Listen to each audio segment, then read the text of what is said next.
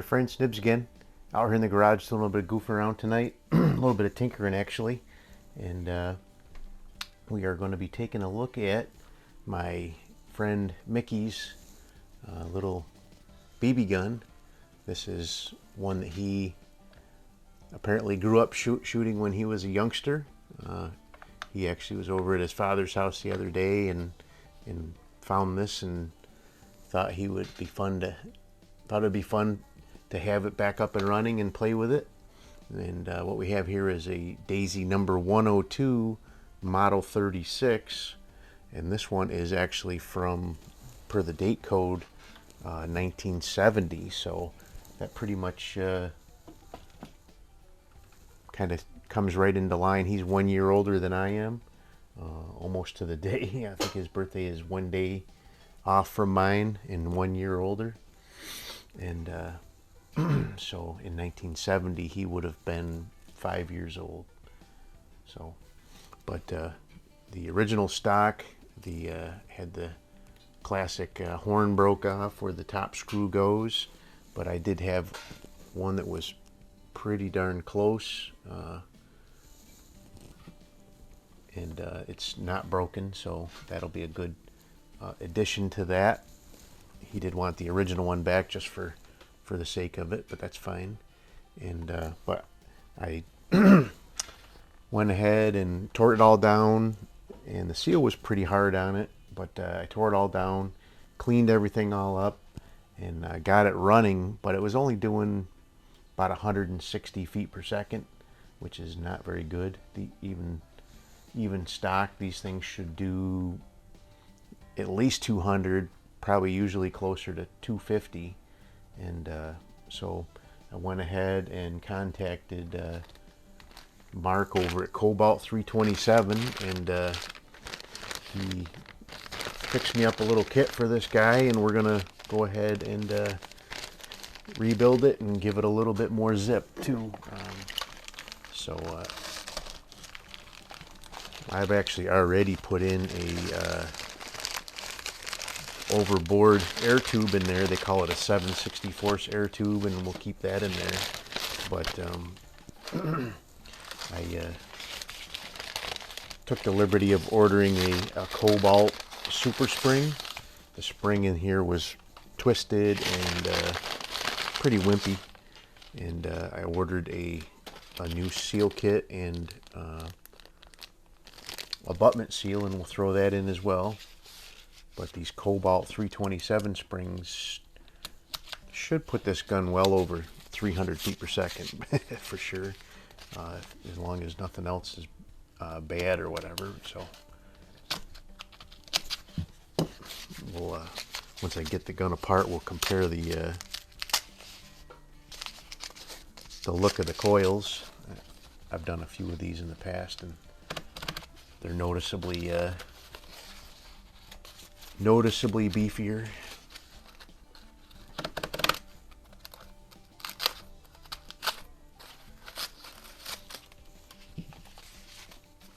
Guess I should have done all this before I started the camera up. I didn't realize it was going to be.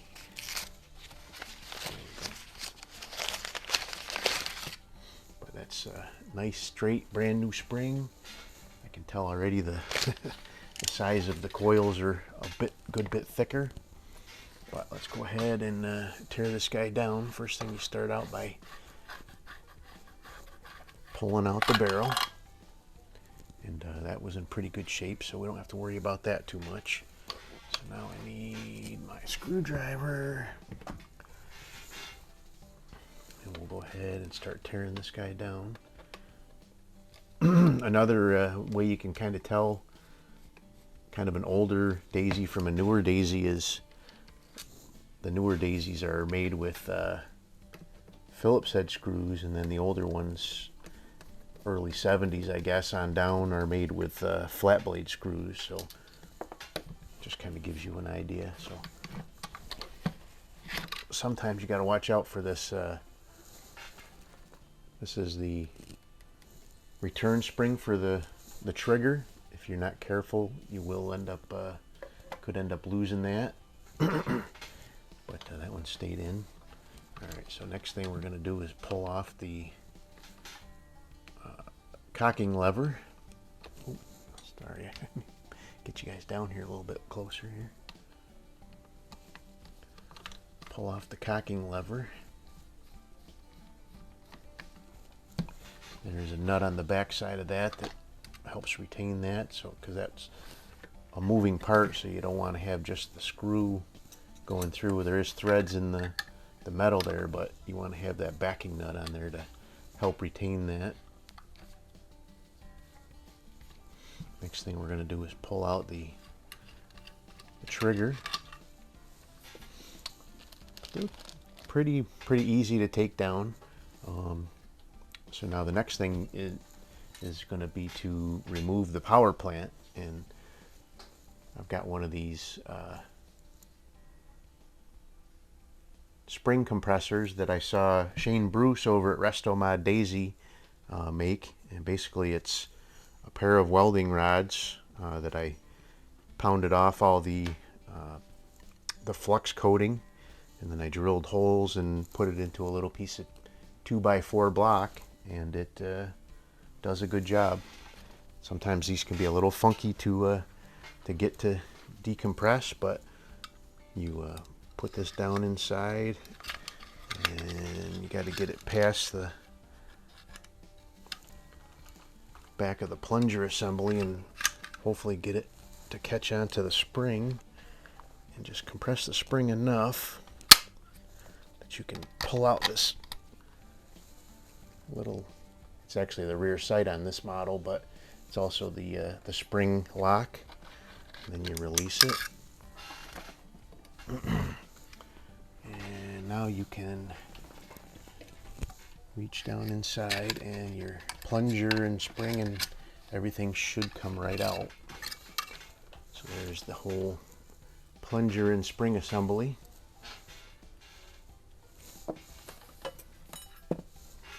Give you an idea of the difference. I don't know if you can tell difference in coil size there, but it's pretty substantial. And that's already the 7/64 over tube.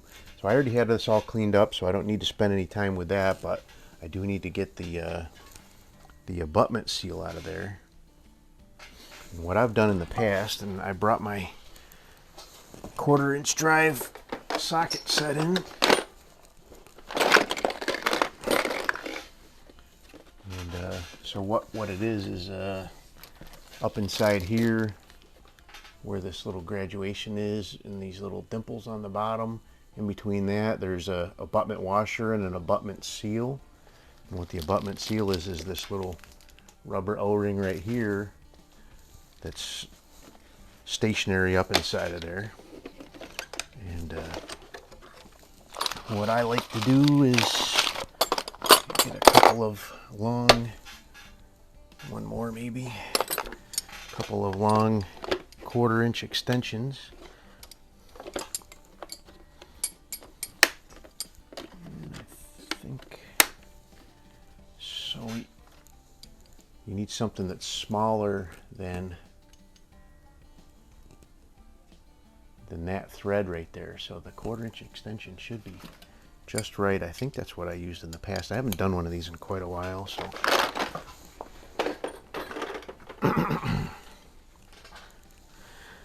But let's see if we can get that out of there.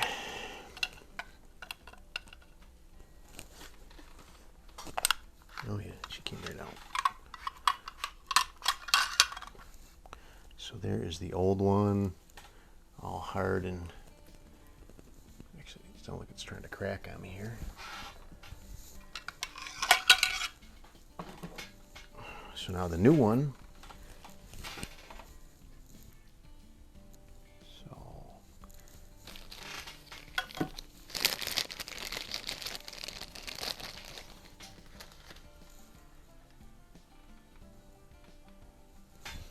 Check our size here.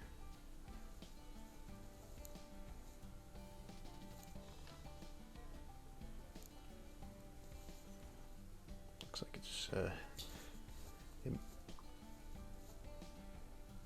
I'm sure it's the right one, but It actually feels a little bit bigger because that one's kind of shrunken. And this is the actual piston cup there.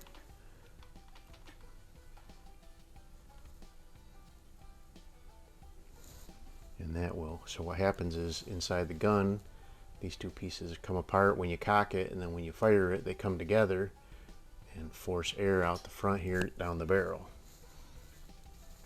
Actually through the air tube, which is this piece here on the front. All right, so let's get this new abutment washer back up inside there. And what I like to do with that, again, back to the 1/4 inch set.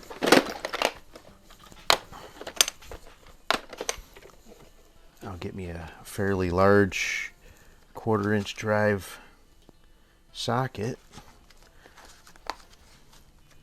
that will support that.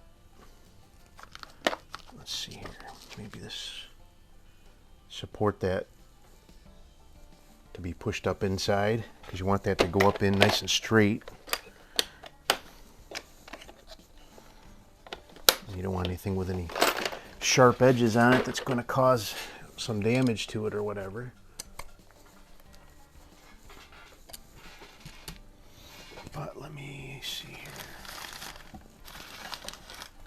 A couple of drops of oil on there just to keep everything moving nice and easy up inside there.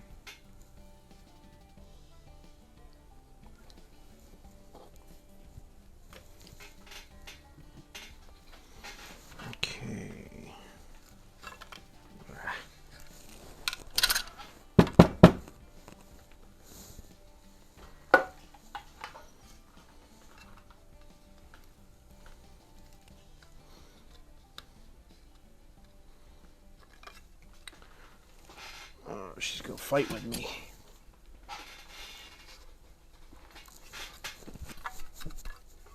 Shane Bruce makes this look so easy.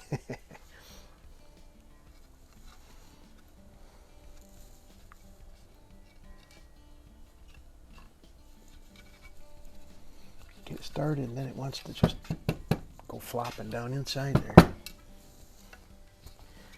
But if I can get it started and then get the socket on there, it should slide down in nice and straight. Come on.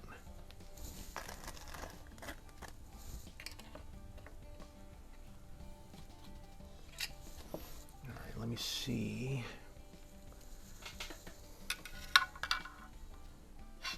Yeah, there we go. I think she's going nice and straight. Just double check it here. Yep. Moving nice and straight. And we're gonna push it on down.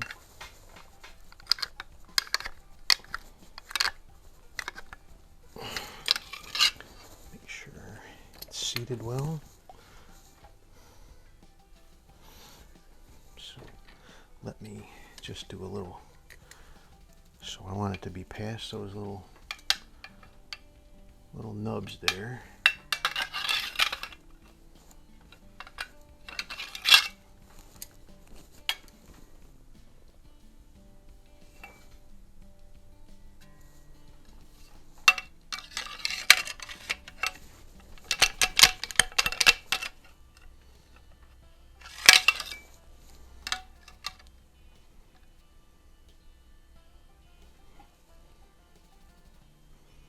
I think I'm good. Okay, so there is that. Now we just need to get so we got the air tube and the old seal. So the way to get this off, you just push down on this and there's a little pin that runs through there.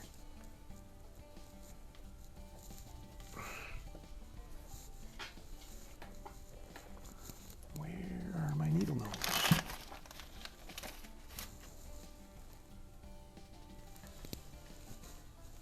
Huh.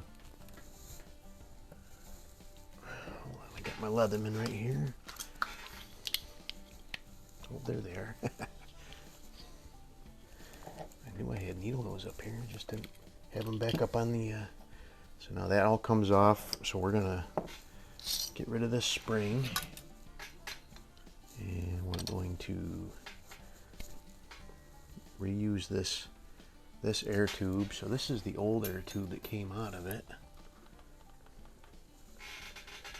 and it's really hard to see, but maybe you can see the difference between the two. This one on the right is the overboard one, and the one on the left is the overboard one, and the one on this one's the underboard, standard bore. Alrighty, so here's our new seal and our new spring, and you'll see how much more harder it is for me to compress this new spring. But we're going to go ahead and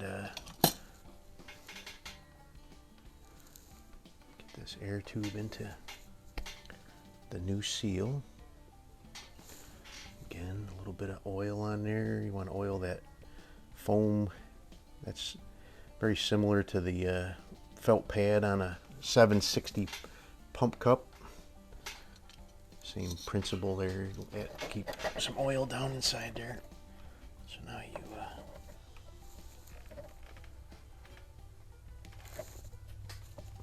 while you're holding it,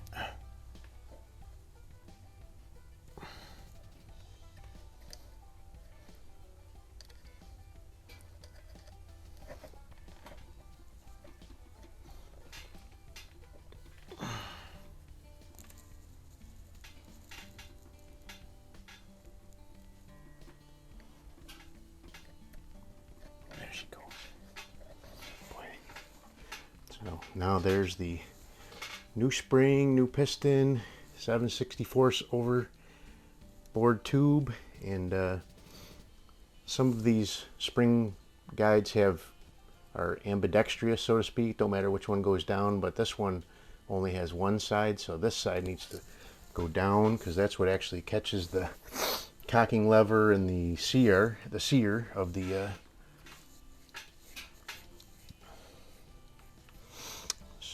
going to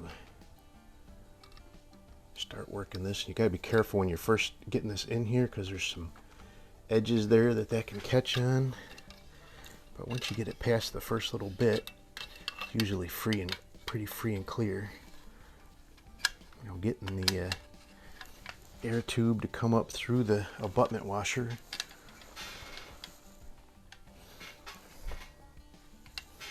can be a challenge.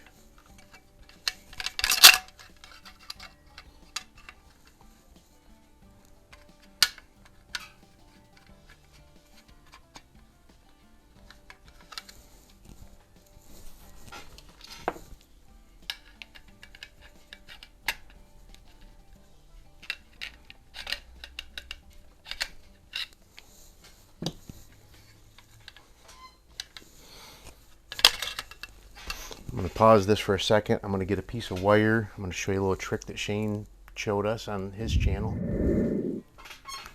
Alrighty, so I'm back, and what I've done is in order to get this air tube, the air tube has to actually stick up through this abutment washer.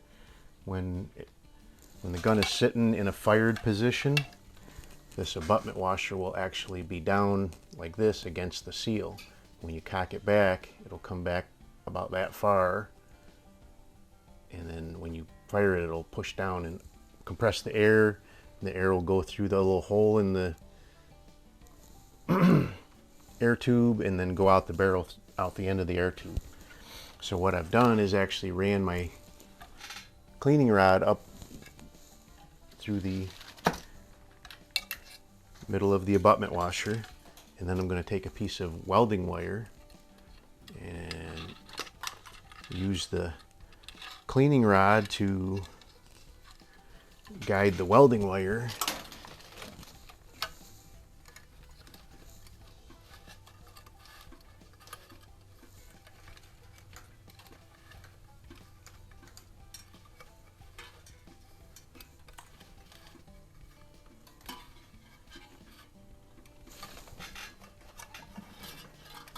so I'll have a piece of welding wire going all the way up through the end of the barrel.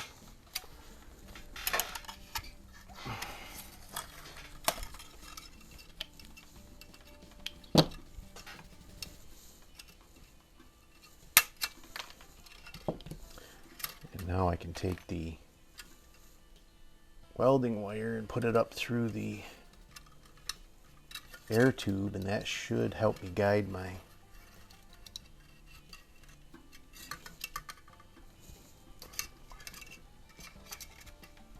air tube up through the abutment washer. Alright, again, be careful with your piston seal starting out here. Once you get past that first little bit, it should go whip it in pretty easily.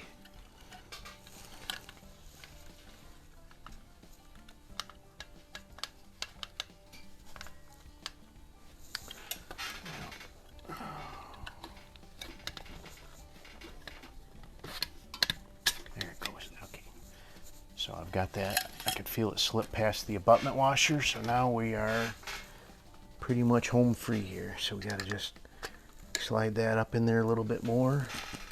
Now we can go in reverse order of putting this thing back together. So the first thing we need is our spring compressor.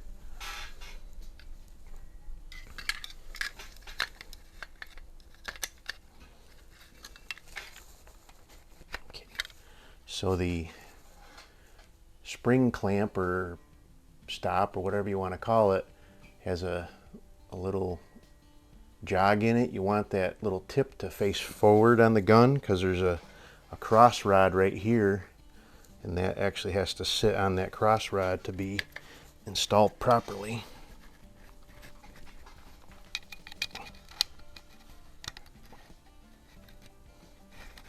Oh, you know what I did?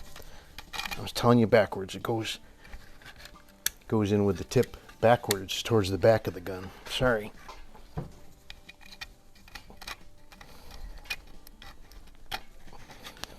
And that Cobalt spring is a lot heavier. Wow.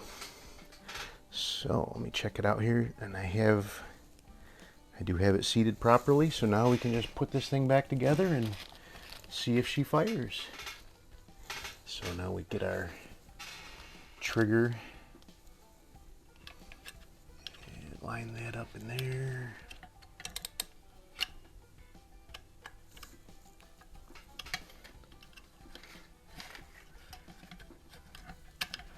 Sorry if my hands are in the way sometimes here, but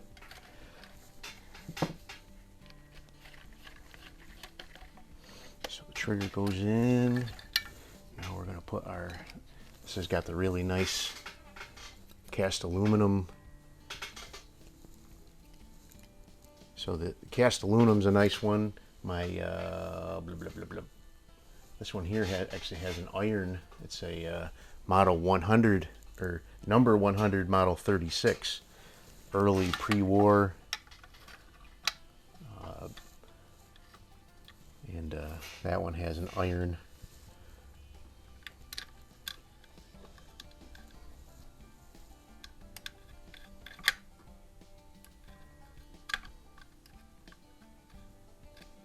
Okay, so get our nut back on there.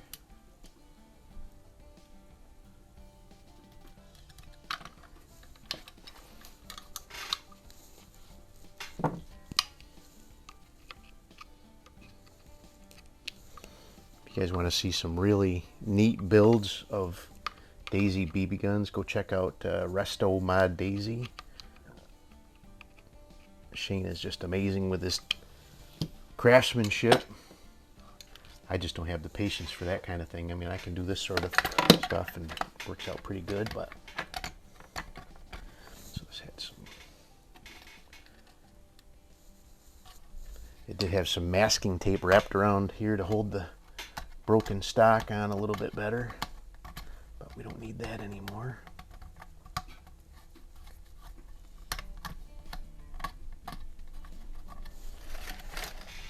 Side's already cleaned up. So now when you're putting the buttstock back on, you want to make sure that that spring, there's a little nub on the back side of the trigger. You want to make sure that spring catches in that nub, which it just did, and it'll give us our pullback on our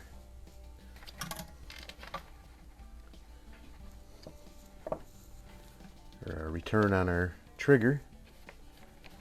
Alright, we're almost done.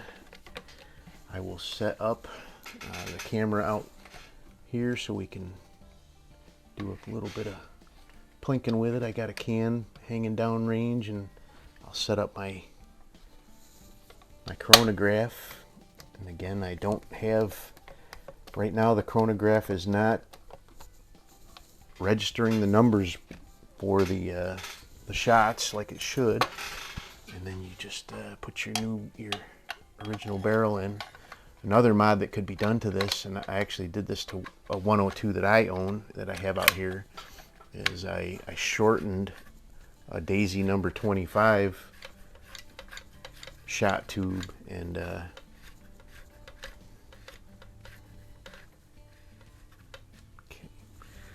that was with the right BBs, it was well over 350 feet per second. So there's one BB. Let me just, the cocking effort's not too bad. Okay, she's working. Let's. I'm going to pause the camera. I'm going to set you guys up out here, and we'll do some shooting with it. Stand by. Okay, friends, I'm back. Hope you stuck around long enough to see the final results. But what we have here is my friend Mickey's number 102, model 36, 1970s vintage. New seal put in there, and a Cobalt 327 spring, 7/64 overboard air tube. And let's go ahead. Sometimes the numbers right off the bat can be a little low, and it takes a little bit of cycling to get them to run 100% up to speed. But and also I am running these Dust Devils primarily because I am actually shooting at some hard targets downrange, and I don't want the ricochet to come back at me. So, but we'll go ahead and run those and see what we get. And I'll call off the numbers. Like I said, I don't have my app running on the phone right now, and I ordered a new cable, so hopefully that'll be here this week, and we'll be able to resolve this problem with the chronograph. But for now, so that one was 282, which is not terrible. I mean, to go from 160 up to 282, 279.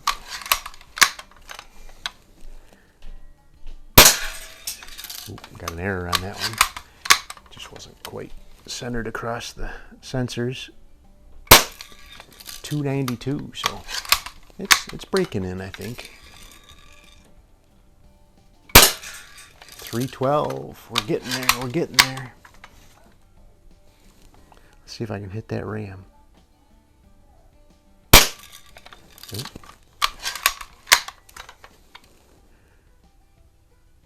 I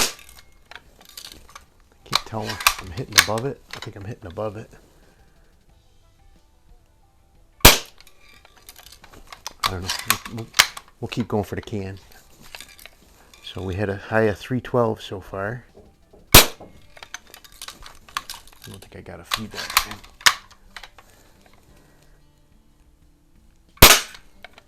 All right, back down to about 280. That should be. I got one more in here. Nope. Let's throw a couple more in there. Just.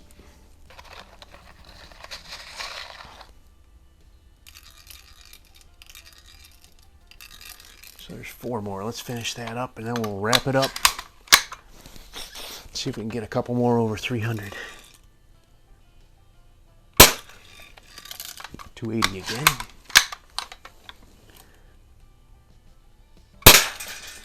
281. definitely can plinking material. 286.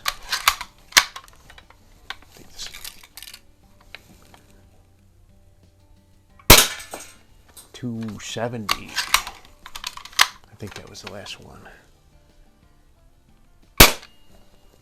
282. No, had one more. All right, so there you go.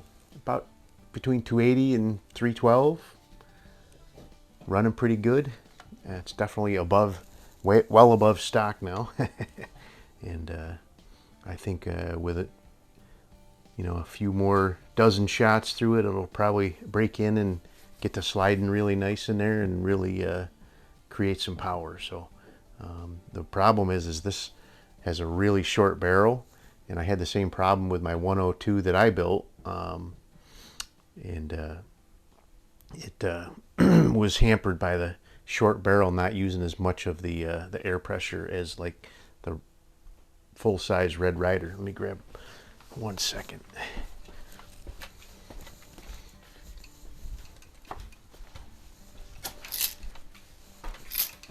So this is even a youth size Red Ryder, and you can see how much difference that.